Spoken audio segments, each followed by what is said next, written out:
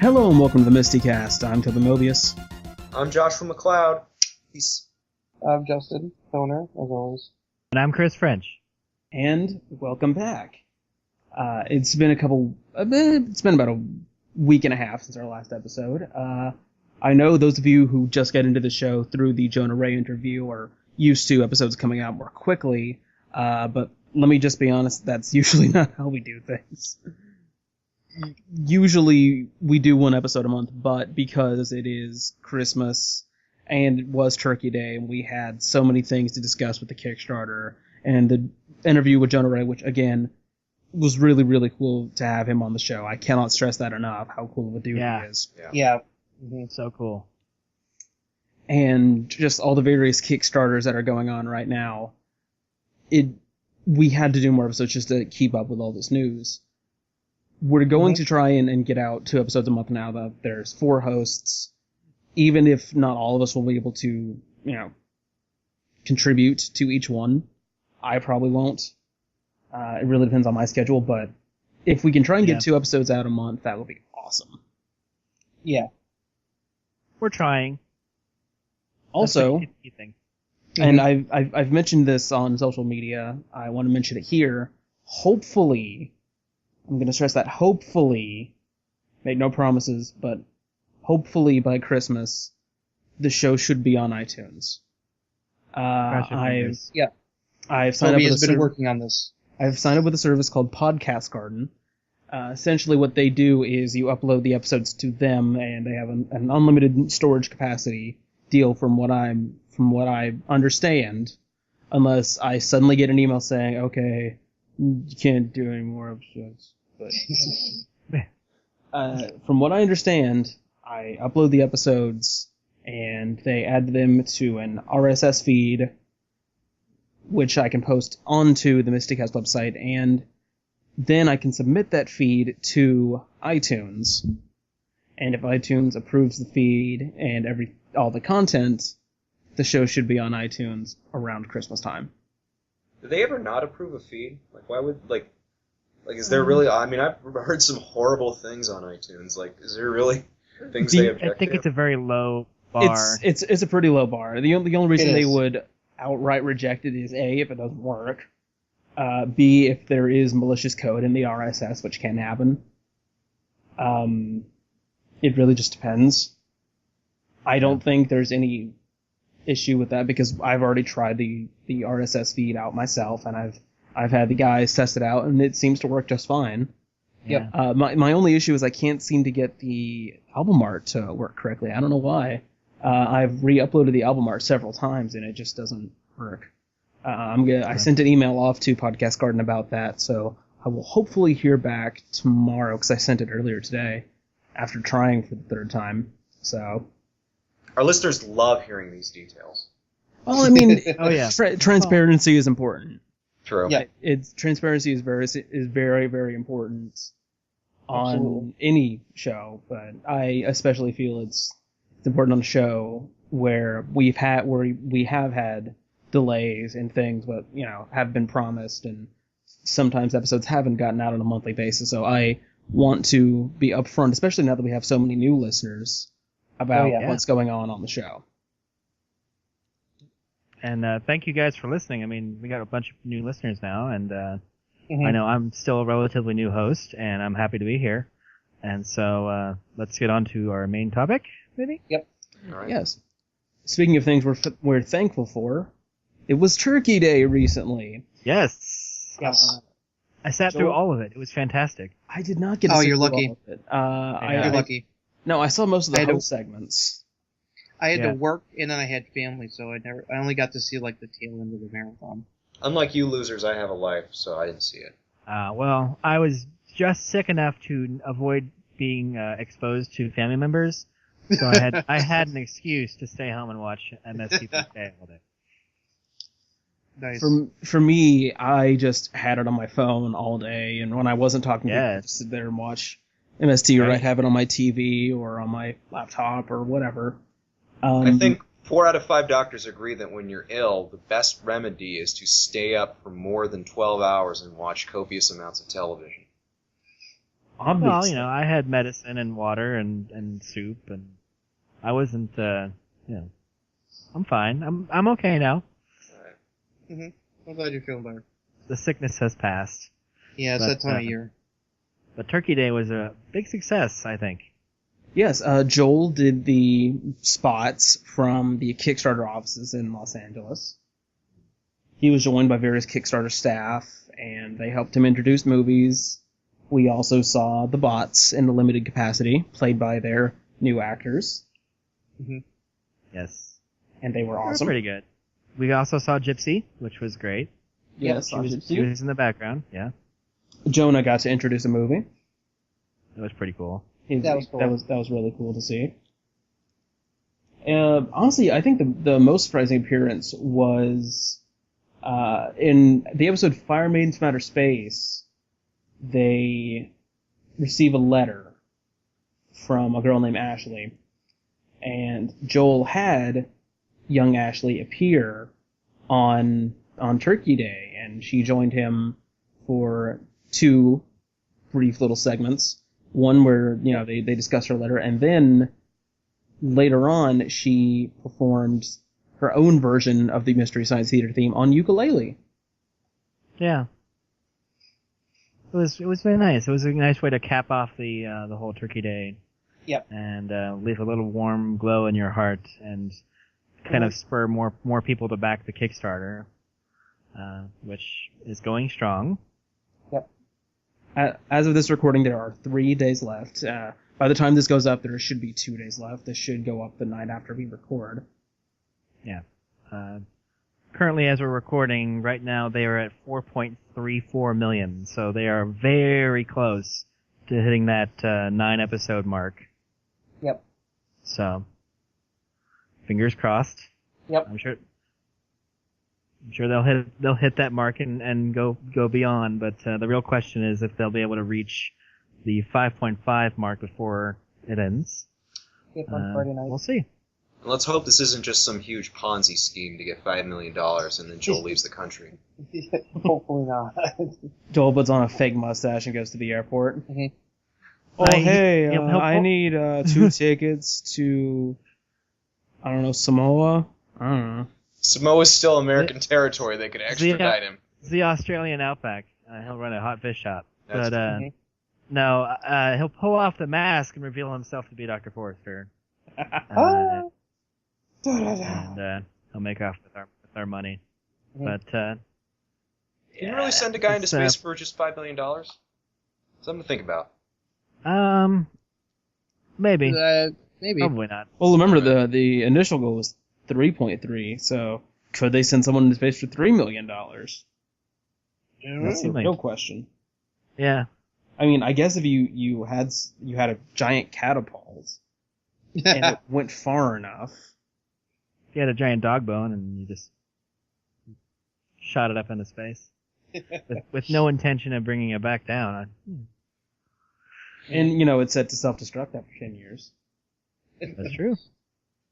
The other big news related to the return of the show since we did the interview with Jonah was when that people that suspected because of the silhouette, and Jonah hinted at it when we were talking about the reveal of who the new henchman was and that, and it turned out to be Patton Oswalt as the spawn of TV's Frank. TV son of TV's Frank. Yes, great name. Great name. Really, this is turning into Mystery Science Theater: The Next Generation. Yeah.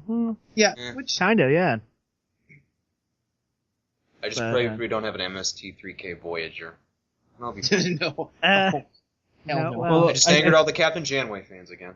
Yeah, I think Mike as Captain Janeway is all the MST3K Voyager we need. Yeah, absolutely. We've had our Janeway and it was good.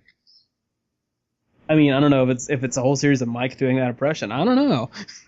I could sit through that. Is it worth $2 million? No, I mean if we have to have a Mystery Science Theater, what's his name, Neelix, then no, 1,000 times no. I think That he's We like the already Jar Jar have Binks of TV Star Frank. Trek. I don't know. Except he doesn't go away.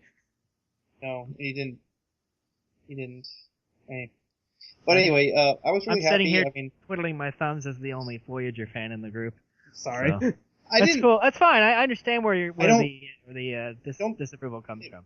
I'm Really not. quickly, I don't hate Voyager, but I have a lot of issues with it. It's not the best series by far. No, it's better. it's not. It's better than Enterprise. But It had its good episodes and good moments, but it also had some of the worst of Trek I've ever seen. So it's a mixed bag.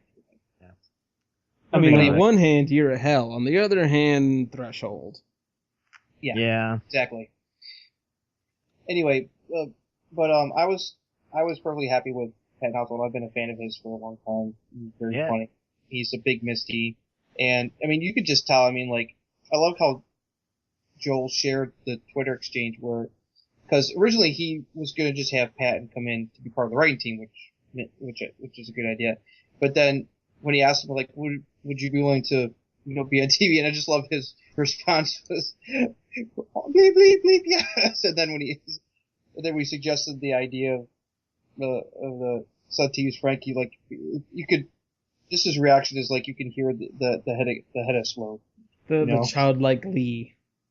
Mm-hmm. I loved his, I'm ready, he said, like you said, he's ready to push the button. Ready to push the button. Yeah, and he certainly looks good, and with the hair mocked on. Oh yeah, absolutely. In the photo, so I can see it. I totally believe him as like the actual spawn of TV's Frank, like visually. Absolutely. Yeah. Absolutely. It wouldn't have worked if they'd had like Christian Slater play the son of TV's Frank. No. But Patton, you can see it. Yeah. Oh yeah. So. And both Frank and Mary Jo voiced their support of Patton's involvement, which is also nice. Yeah. Now, I wonder, do you think Patton will have some influence in the choice of movies? Because he has several bits about terrible movies. And he's a movie person, he's a cinephile, so I see him definitely having a major say probably in the movies they're going to rep. He can have... You also you have to take into account, though, it's not like Patton Oswalt can just say, let's do this movie. Okay. It's like they have to get legal permission. Yeah.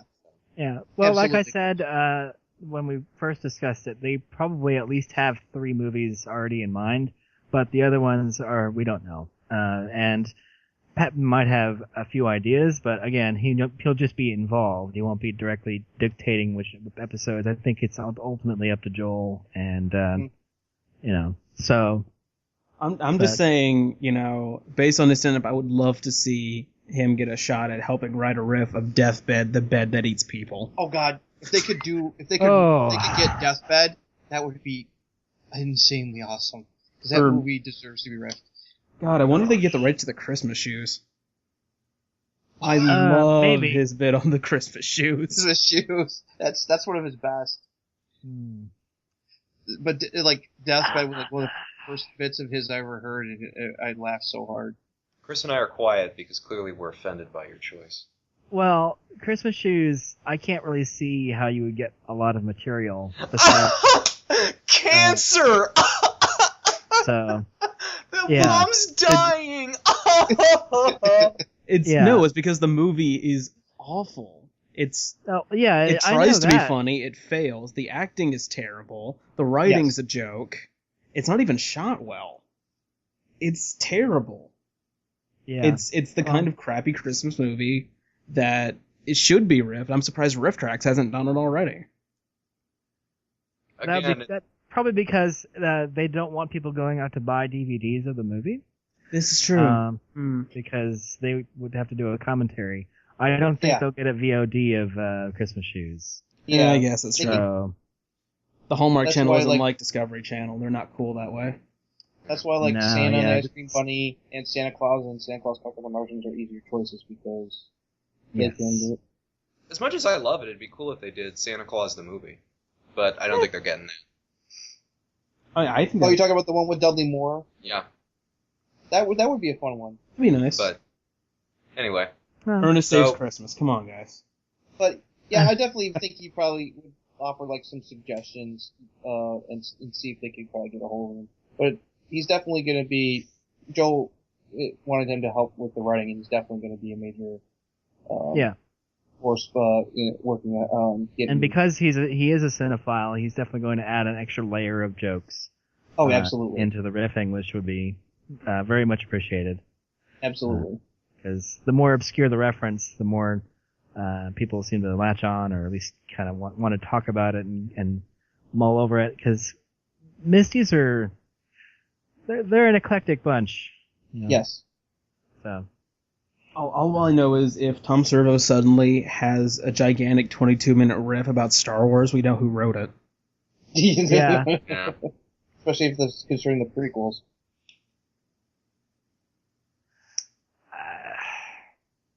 I have a lot of strong feelings about Star Wars right now.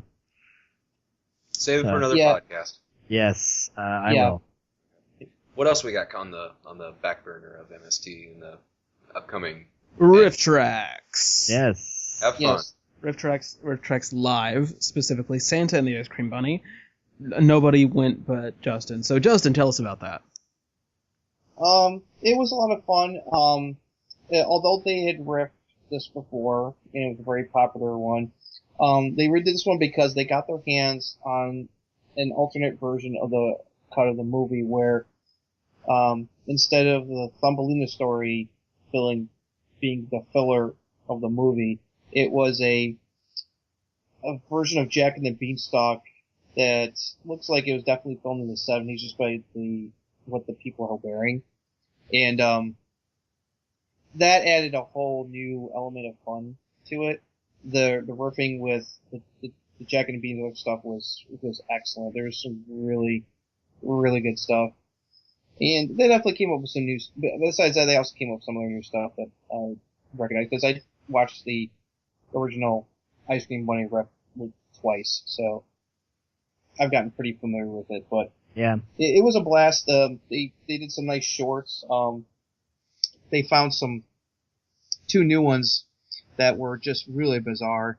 Like, first one was like called Santa's Story. You'd think it'd just be about Santa Claus. Instead, it's, these two kids kept Santa leaving presents, and so for reasons I still don't understand, he sits them down and tells them a story about monkeys, and there's a lot of stock footage of monkeys doing stuff.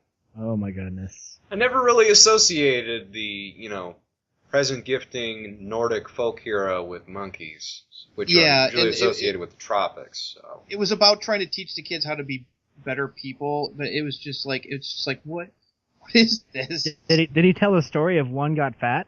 Yeah. Because that's a moral story with monkeys. Mm-hmm. It's also terrifying, but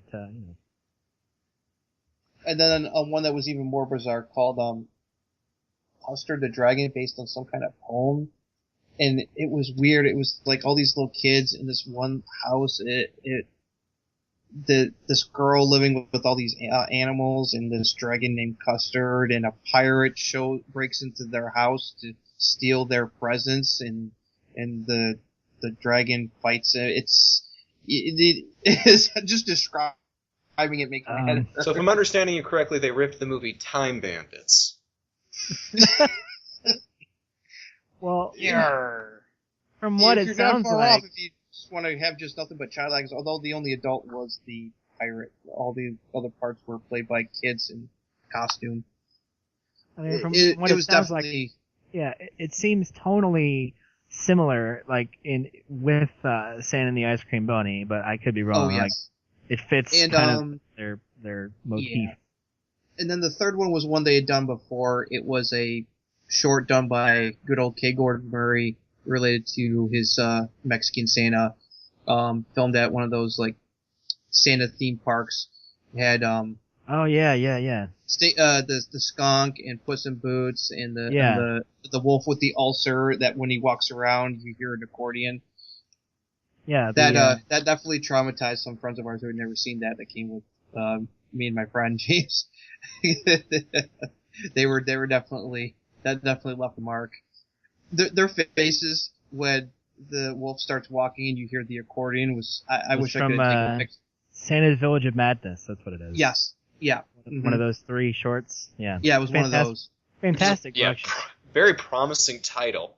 Yes. And it delivers. So. But, yeah, so the new shorts were definitely as acid trippy as Santa and Ice Cream Bunny, and, the new material with Jack and the Beanstalk definitely helped. It was a really fun time. It's definitely worth checking out, especially if you liked the Ice Cream Bunny the first time around. This is it's a different version. It's got a lot of new jokes because of the different story that Santa's telling the kids while he's waiting for Ice Cream Bunny to come rescue him. So hot. So hot. So hot. So hot. And he did the laugh again? Yes, Bill did the laugh. Yeah, of course. Okay. Yeah. Now, did you see the Santa Claus one last year? Yes. Okay, so how would you compare the 2 shows, you think? I think I like this one better, even though they're both re-riffs. This one was more fun because it had new stuff in it, new material that in the movie itself, rather than just coming up with new jokes for something that we've already seen before.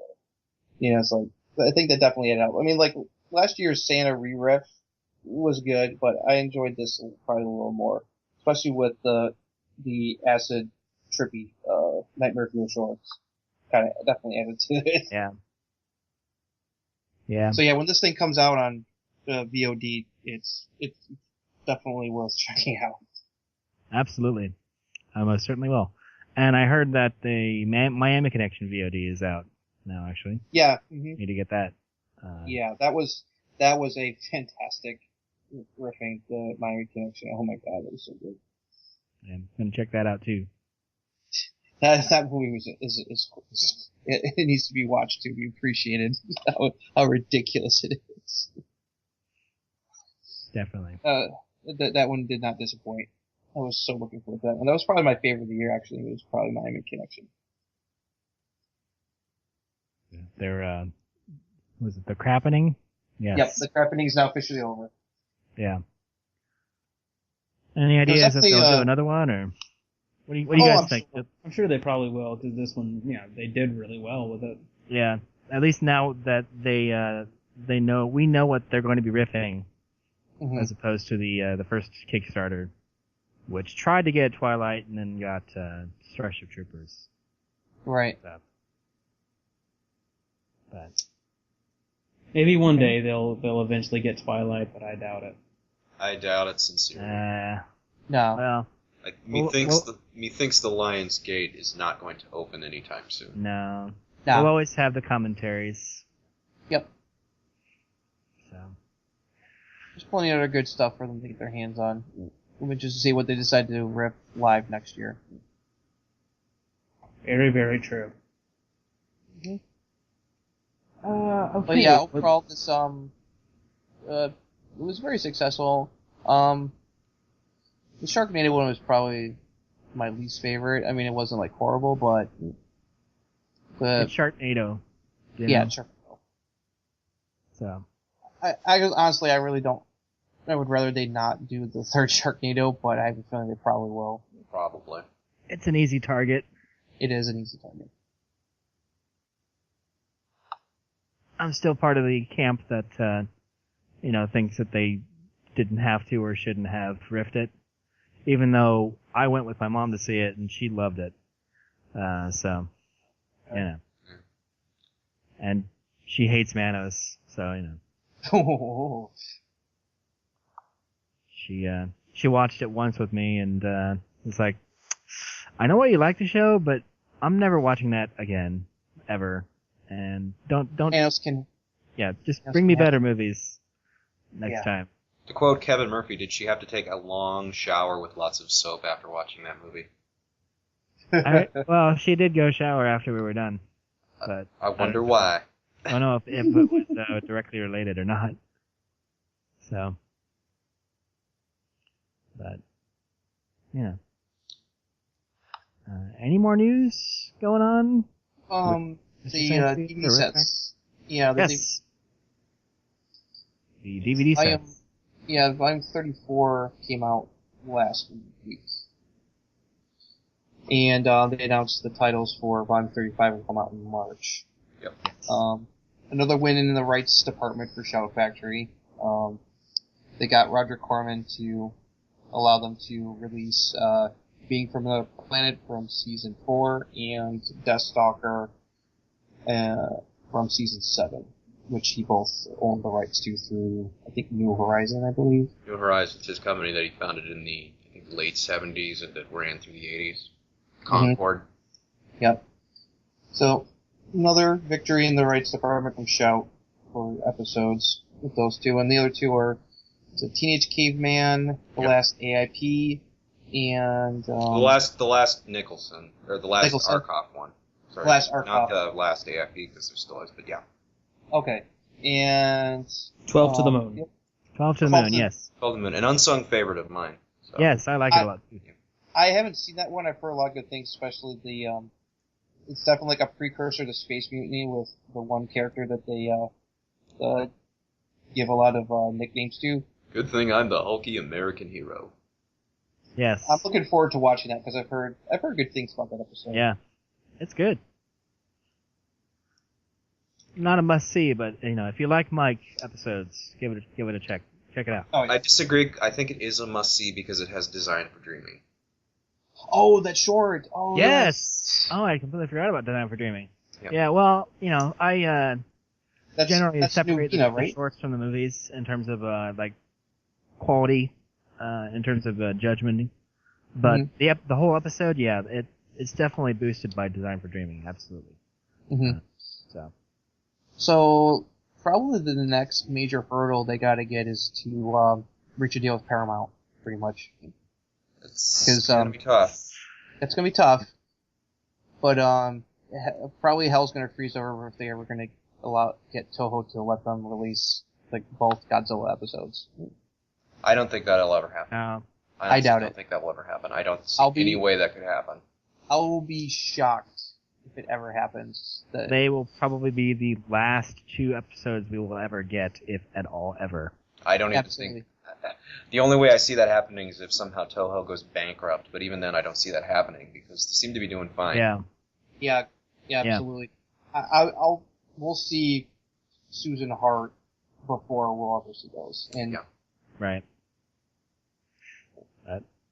Yeah. I'm actually surprised Subaraya said yes. But... Yeah.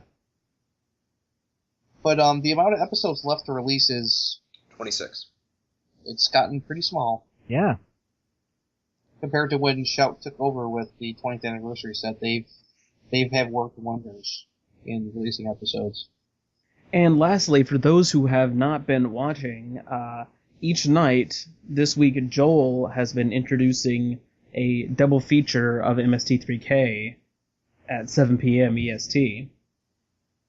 On MST3K.com/Final Countdown, Joel has been airing a Mike episode and a Joel episode, and it's sort of been an extended telethon kind of thing to raise funds for the Kickstarter. And on Friday at 5 p.m., a special lead-in to the final event, the final countdown, Joel is going to have various guests, Paul and Storm, Patton Oswalt, Freeze Pop, which is the group that Ashley from the Turkey Day Marathon is in. That's her group. Justin Roiland, Dan Harmon, Penn Ward, Robert Lopez, Dana Gould, Game Grumps, and Starbomb, which is kind of weird for me to think about. Surprising. I'm excited to see them. And besides Patton, Felicia, and Jonah are going to be there. Yeah, and plus the current cast. Yep. So that's wow. Yeah, I'm definitely going to try to tune in and watch that because it's going to be. Yeah, me too. I'm actually going to be heading out at 7 p.m. to play cards with friends because I didn't know this was happening. But I will be there at least for the beginning, and I'm sure the host segments will be on YouTube like they do with the Turkey Day stuff. I'm sure they will. Because I want to see Joel with Game Grumps. That's awesome. Yeah, that would be fantastic. Be weird. It's kind of weird, yeah. Weird indeed. But then again, I'm not a Grumps fan, so. Well, you know, they're definitely not for everybody. I like Game Grumps. I've been a fan of Game Grumps for a long time. I've been a fan of Egoraptor for forever. Since Newgrounds. Yeah, since I was in middle school, I've been a fan of Aaron Hansen. Yeah. So it's going to be interesting for me to see Aaron and Joel. I don't know if they're going to be in the studio. I mean, I assume they will because Game Grumps is filmed in Burbank. They're in California. So it's going to be pretty cool. So looking forward to that. He's probably going to give some new information. He's definitely probably got some last couple of surprises left up his sleeve. I'm very excited for this. I think this will be a really cool way to end the Kickstarter. Yeah. Yeah, hopefully. And it already, I mean, regardless of what happens, this is one of the most successful Kickstarters ever, from what I've heard. Oh, yeah, absolutely. As far as money raised. Well, aside from Help Me Make Potato Salad, I think that one we can confirm it was the most successful Kickstarter ever. Well, obviously. Of course. I still don't think we'll ever beat that. The Veronica Mars movie definitely, I think, sold the record. It was like, that raised over like $6 million, if I remember right. We are actually at $4.35 million. Woo! Woo! Yay! Almost there. So almost there. About 50,000 away from reaching the 9-episode mark, which is a great mark. Yeah, I think that's probably going to be the I'm going to say this. I don't think they can get the full 12. I just don't think they want them to. Everybody wants them to, but people have been stretching their wallets, and it's gonna boil down to Friday. That's basically what's gonna happen. I think that Christmas might have been the wrong time to do it. Just because everyone's strained for money right now because it's Christmas.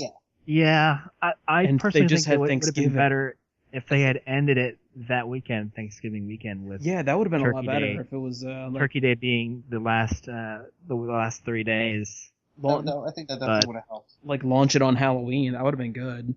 Yeah. But even if they don't get there, they still have they will have raised enough to do enough episodes. You know, because we talked about the 6 for season 7. I mean, even if they don't get it, they probably will get enough to make at least 10, and that's like the amount of episodes that are on the average that an Amazon Netflix makes. I mean, Amazon shows do like 10 and Netflix does like 13, so it's not like that's a good start. I mean, even if they don't hit their mark, people focus on the negative. Oh, we didn't make the 5.5. We still made 9 episodes, guys. That's fantastic. We've still hit our budget several times over. Yes, exactly. So it's exciting. It's very exciting. And Joel said that it's definitely he's definitely talking to people, and then with the other people involved, with the cast, that definitely adds a lot of support and clout for what they're going to try to do. So even if they don't get to the final goal of 5.5, this is still a big success. It'll definitely be exciting to see how it's going to get distributed. It's like whether it's going to be actually on TV or through streaming. That's something I wanted to, because we talked about this a little bit. Is, do you think that this is? Because I've heard conflicting things. Do you think they're trying to make this a complete, trying to get this back on TV to try to make this a full television show in general, to have this be something that's going to be perpetual, it's going to go onward? That's what I'm hearing Joel wants to do. That's what I mean, I don't keep saying. Okay, I mean, I don't want that. I mean, it's a $75,000 question, honestly. Where do we go after the season is done? And personally, I would like them to at least try to continue through a streaming service, either through Netflix or Amazon or Hulu, to just pick them up and give it a chance. I don't know if network or cable TV is the right place for the show now. I think streaming would be more advantageous, maybe in a way, just because of the way that because the fandom is strongest through the internet. It's like through the internet, through the interweb. So you could make an argument for that. I mean, I just don't see the point. It's like, why do we need to bring the show back? Like, why can't we bring back something else?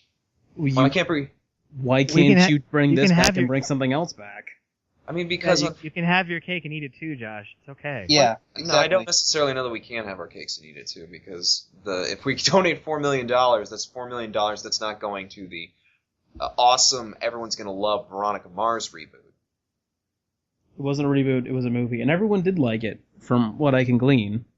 They actually made it? I've never heard of it. Yeah, they made it, and it was released, and it got really good reviews. Okay. It was the #1 movie released on iTunes that weekend. Wait, this was an iTunes movie exclusive? No, they premiered it in select theaters, but it was released online. Okay. Well, that's why I didn't hear about it. I think it's also on Netflix. Don't quote me on that. Okay. But yeah, everyone that saw it liked it. I think the only person that didn't was the writer for Variety, who got pissy about how it was made. Turning their nose down at crowd-funded films. Yeah. If this new season of episodes is a big hit, then it's going to definitely continue, because then the fans will feel like it's a little early to be. Yeah, it's a little early to be too speculative, because we don't know how good these episodes are going to be. Yeah, exactly. And that's why I'm saying there's tips here. It's a tough pitch, and it's still up in the air. But we did actually reach 33,300 backers during this discussion, which is pretty cool. And I like our last discussion about this. It is good to be skeptical, but don't focus on the negative completely. Be happy that we've got 9 episodes at least, and it's all up in the air, and we're all going to be very hopeful.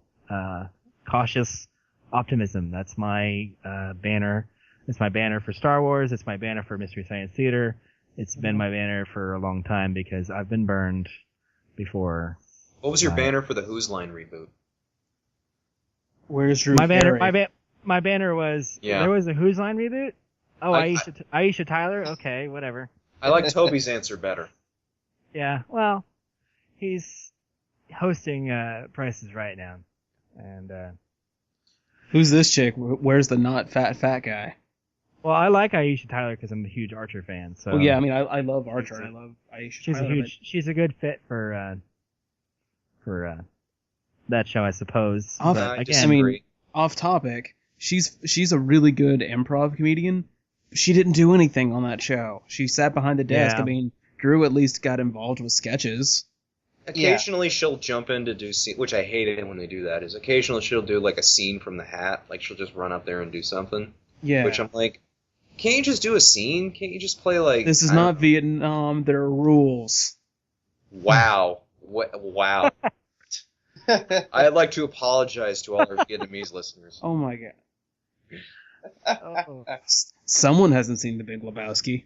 Put the gun away. I'm still going to apologize. I don't care if it's a quote or not. Come on, man. And also, I did see it. My dad loved that movie. It's good. Well, yeah, like I'm still with Chris. It's like it's like there's still plenty of ifs and reservations, but I'm optimistic about where this is going to go. So I like who's the talent involved, and so there's a lot of potential. But after this season, it's too soon to tell. I mean, it's kind of it would be nice, but kind of situation. But who knows? Jonah might actually suck and might actually be terrible, and we might actually be all mad that we wasted $4+ million on this, and it would be awful, and no one would like it. It would be the worst season.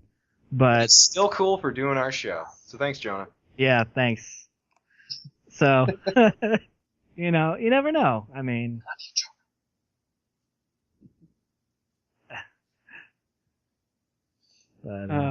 yeah. I mean, my thing is no matter how it turns out, it can't possibly be that bad. It can't be. No. Honestly, it can't be worse than KTMA, because KTMA is pretty rough. Or even season 1. Yeah, Joel's had how many years doing this experience?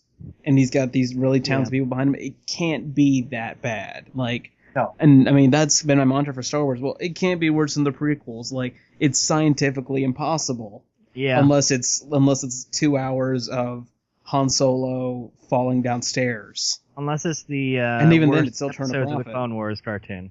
I would argue that would be hilarious. That would be an awesome movie. I would much rather watch Han Solo fall downstairs Yeah. than watch episode 2. That would be a hilarious. I should start a film studio that's just films with really honest titles. Harrison Ford falls downstairs. Summer Glau beats the shit out of people. I think people would pay money for that movie. People already do, so. Yeah. But there's no plot. It's just her beating people up.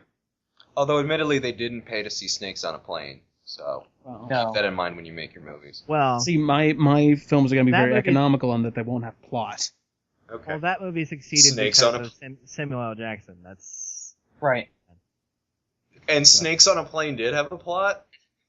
Like, Yeah, kind of. seems to me- Honestly, the problem technically. the problem with Snakes on a Plane. Go ahead. Go ahead. Okay, by the strictest definition of plot, Snakes on a Plane does have a quote-unquote plot, okay?